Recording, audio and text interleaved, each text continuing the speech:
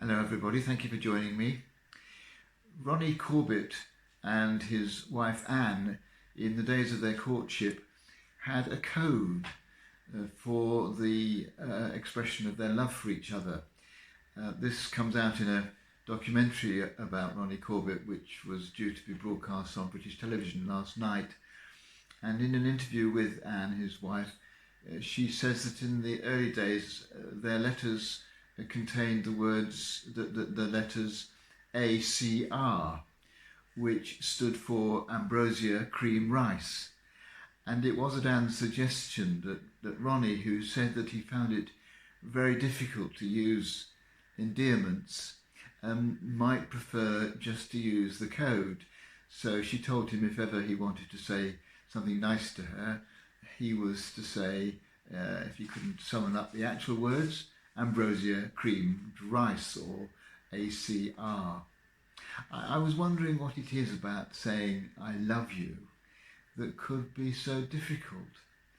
And then of course I realised that there is in those words a huge amount of vulnerability, because you're saying to the person to whom you're confessing your love that they have the power then to hurt you by their rejection or in other ways.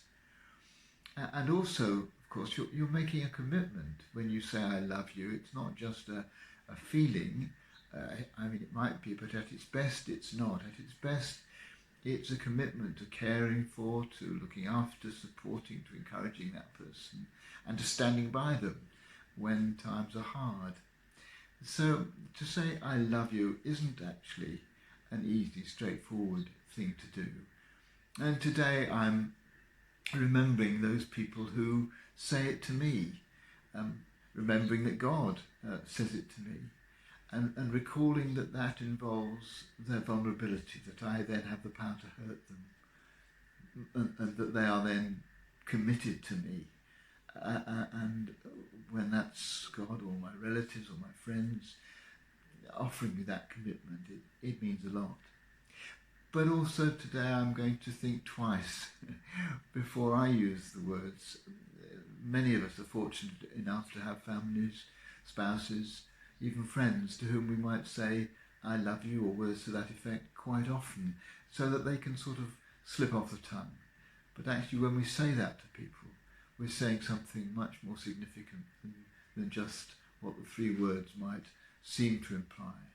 We're opening ourselves to them, putting ourselves in their power, making them capable of hurting us and running that risk.